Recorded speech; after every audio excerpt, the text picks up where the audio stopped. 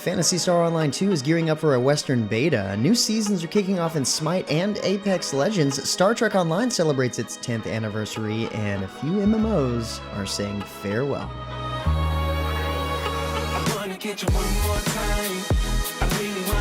What's good, everyone? James Blonde here with your weekly recap for gaming news and announcements of the week of January 31st, 2020. The news was pouring in hot this past week, and starting it all out, it's only taken us 8 years, but we're finally getting some solid news about Phantasy Star Online 2 for the West.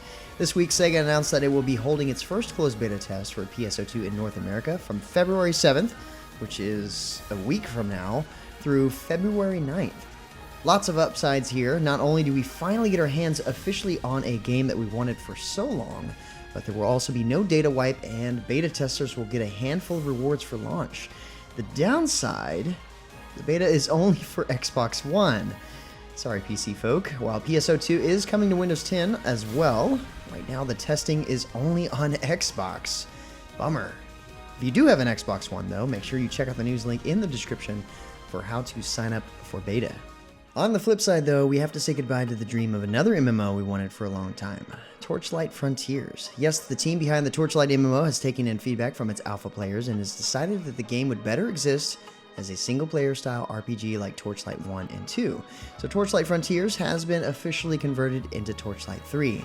While we won't be seeing this as a Torchlight MMO, the game's features are being translated over into the classic ARPG experience, including the new fort and relic systems, and progression will go back to the standard linear experience. It's a shame, but sometimes you have to know when to do what's best for the game, right? Unfortunately, Duelyst isn't getting the same treatment. Last week it was announced that Duelyst would be shutting down for good. The servers turn off on February 27th, and the dev team has cut the cost of the Diamond Orb purchases by 99%, to help players enjoy their last month in-game. No official reason was given as to why the game's shutting down, which is a shame because it was very well reviewed and one of our own favorite card games at MMOHuts. I did the first look myself. I think it probably would have picked up a little bit better if it was also available on a mobile platform, but who knows.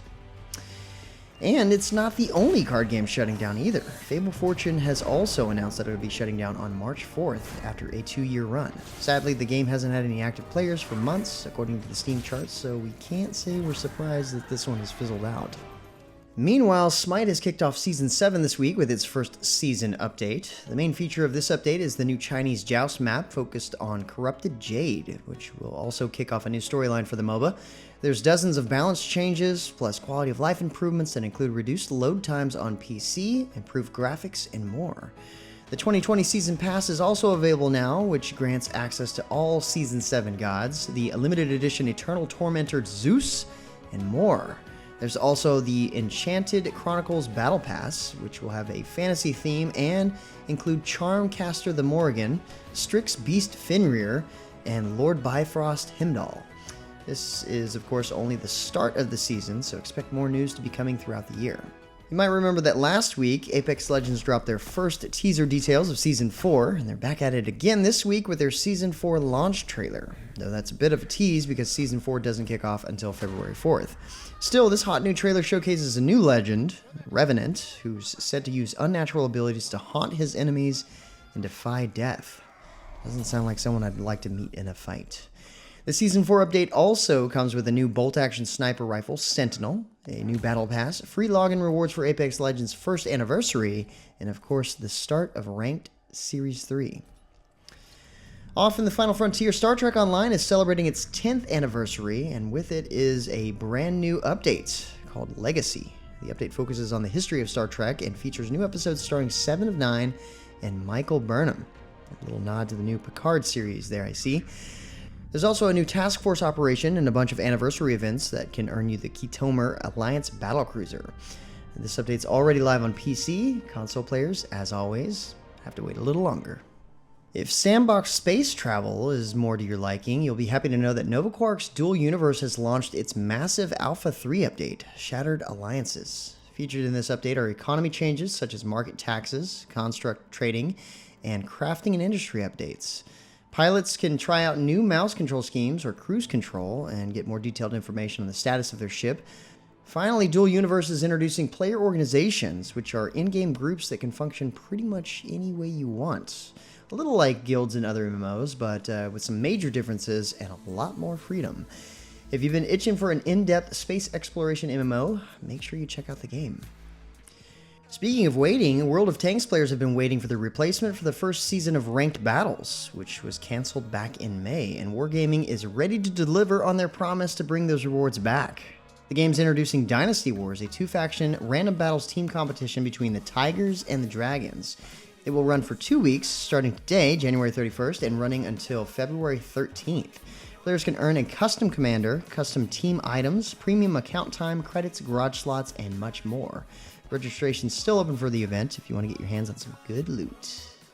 Vindictus is still kicking around, and they're ready to show off the third Redeemers update. This update introduces the blacksmith deity Brigid, who will test the player's worthiness to wield the weapon Frakarok.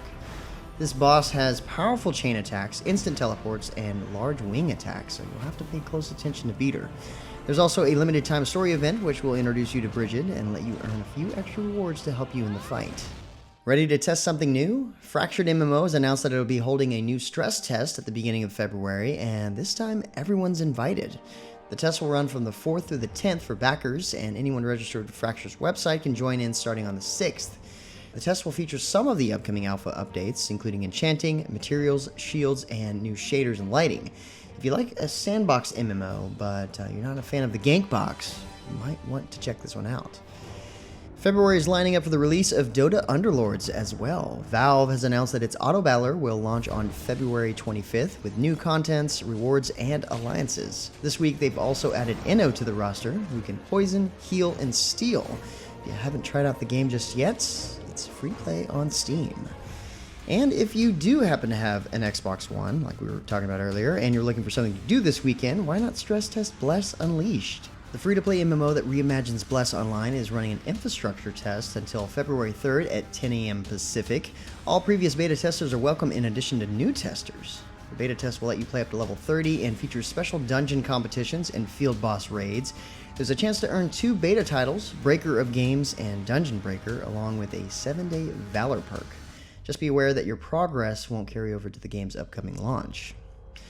Also hitting a public beta test this weekend is the PC card battling game Phageborn. Phageborn is an online CCG that aims to focus on both a strong storyline and popular card game elements.